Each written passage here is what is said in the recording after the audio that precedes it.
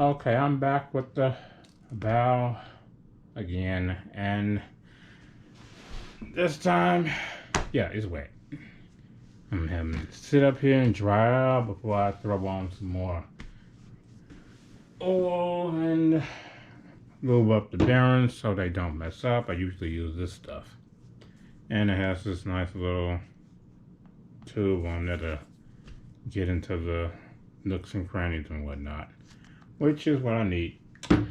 But before all that, I'm going to go on and rip it apart and just show you what the heck I did with it.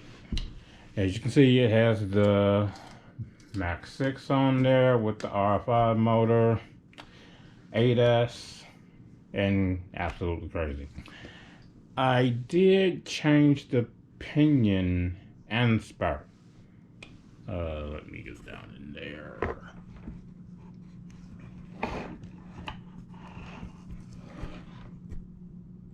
Okay, yeah, so the spur is, I think it's a 41.2 spur. I think the original spur is like, I think it's like 44 or 45, something like that.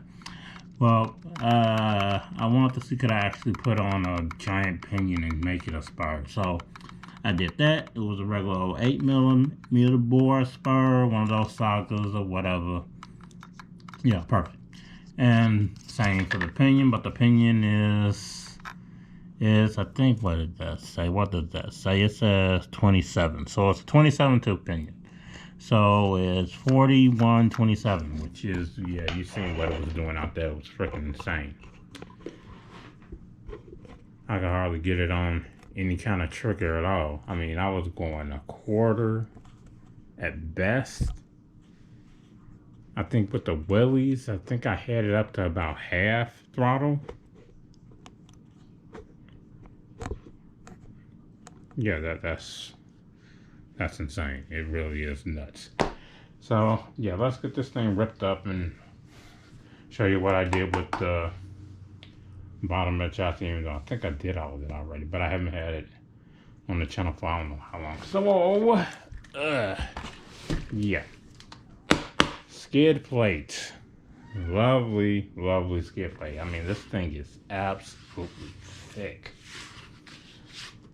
Made out of my lovely HDPE.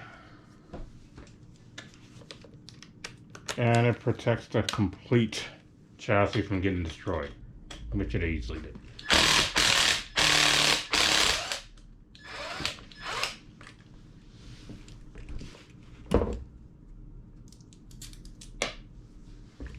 Make sure these screws don't go flying all over the place.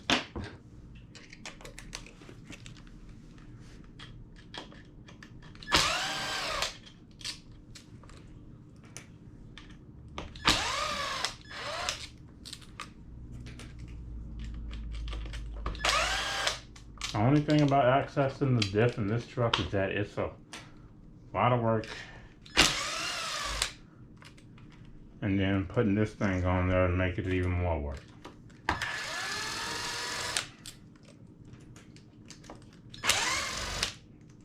Without this thing accessing the diff, you have to unbolt the whole center section first, which is these 8 screws on the side.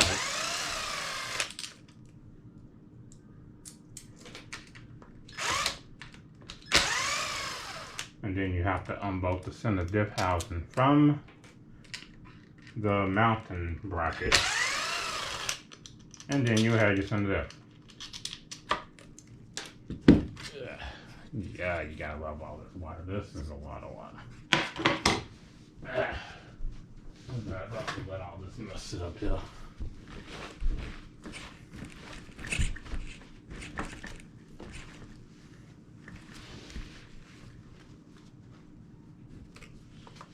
Okay, so we got 2 screws here, 2 screws here, and then 2 on the top.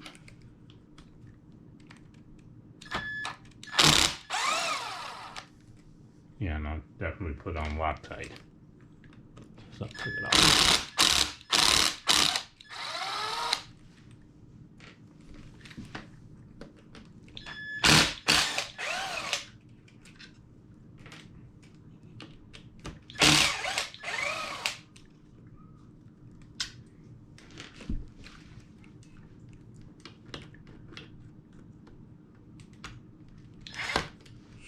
Gotta remember to let up just a tiny bit.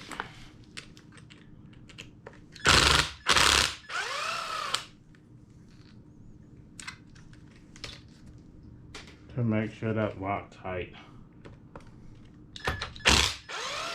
becomes undone before applying full torque and ripping the damn screw up. Because I've done that more than once.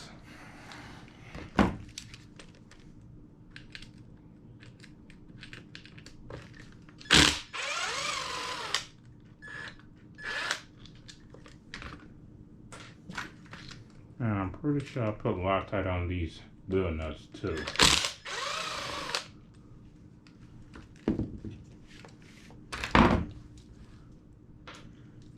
So usually, getting the stupid Cen Diff out is not actually all that hard,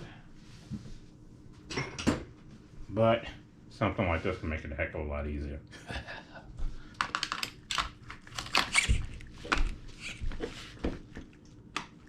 Okay, so now you can see that the damn spur is hitting up against this. So bump that, just rip it out of there.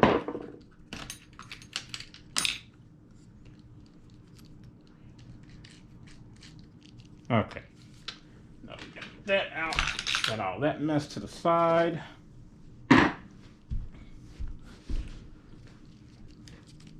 Yeah, it's water everywhere. I don't think anything gotten inside though, which is great. But we can always check.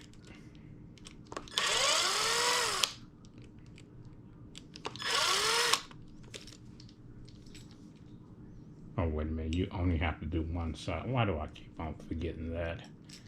Every time I unbolt this silly thing, I always forget that you only have to undo one side to get to the juicy parts.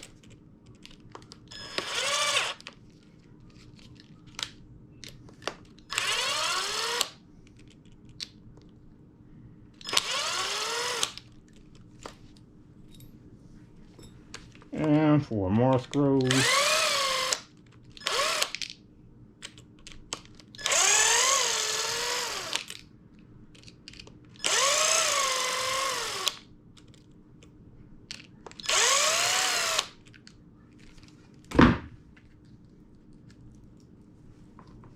And it's free.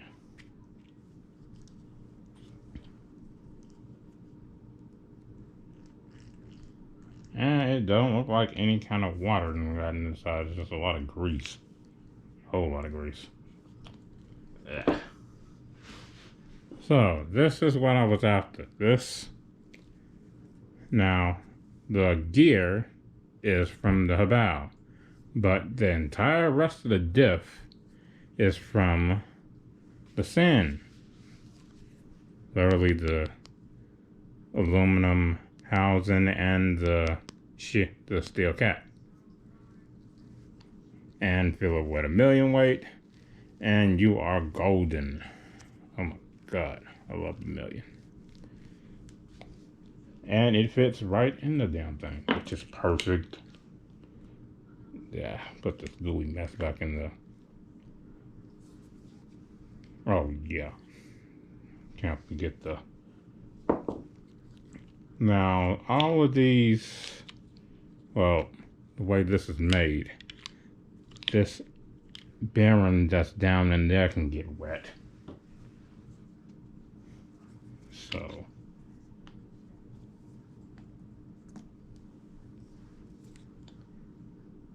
Now, I don't know if I'm going to actually hit that bearing with it, but I'll put some grease down in there to go on and try to sure it up. Just for the heck of it, just so it don't get any ideas of seizing up.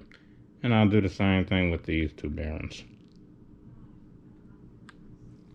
And this 3-in-1 oil can easily get through the shell and whatnot. Especially with the rubber bearings. It can do the steel bearings too, but who the hell uses steel bearings?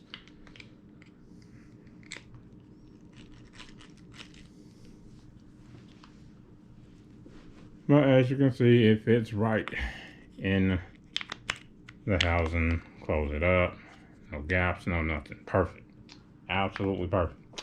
I have no idea how I thought about that. I just went on and said, I do have a whole set of Diff for the sand line around, because I kind of bought it by mistake. When I tore up the Diffs in the sand, I bought the two, I literally bought all 3 Diffs. So yeah, I bought all 3 Diffs thinking that I might as well go in and buy them just in case I needed them.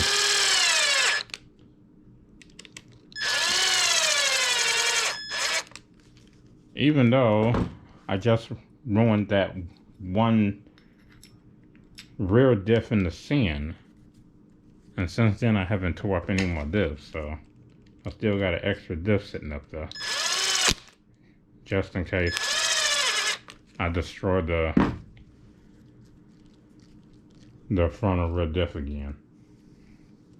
Yeah, but this is solid. And yeah, it's a 41-tooth pinion.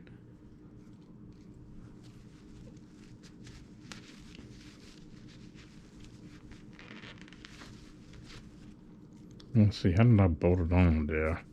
Oh yeah, got that rear Loctite in, so I'm not even gonna bother with it. I'm pretty sure there's a hole in this shaft that goes straight through, and I think I used a Traxxas pin,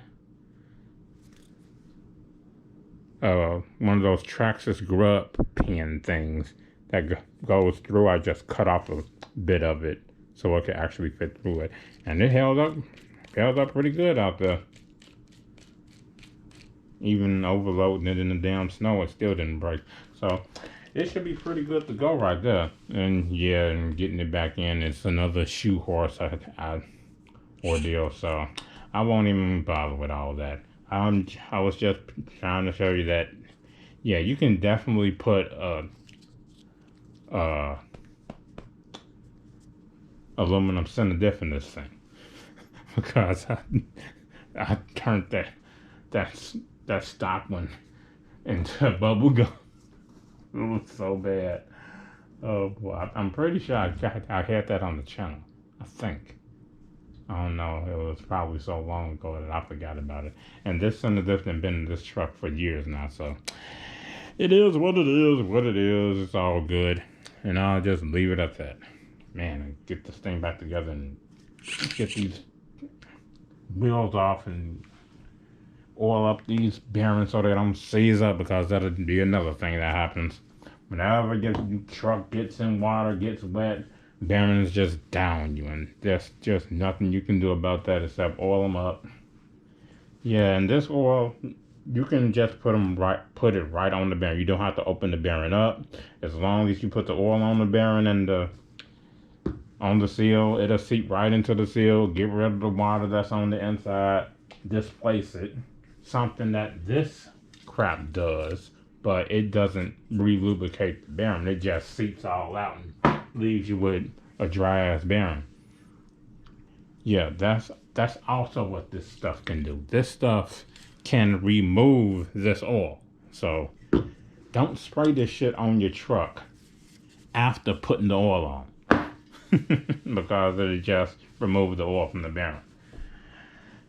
Now you can go on and oil up the plastics on your truck. You can spray on this stuff on the plastics before you run it, and while you're running it, it's not gonna seize up the bearings in that little bit of time. But after you're done, yeah, oil up the bearings. Yeah, it's just that simple. This stuff obviously can keep the plastics from breaking, but it's gonna kill your bearings.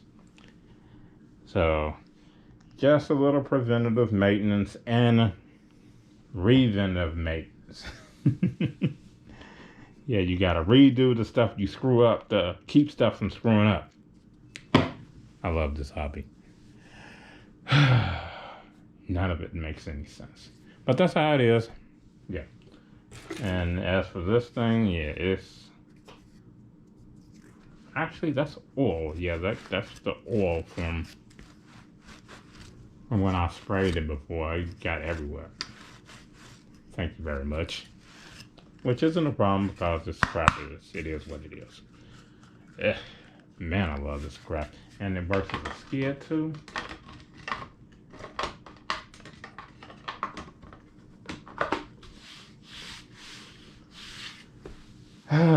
Boy. I mean, this is a pretty big truck for what it is. I mean, it is skinny as all hell, but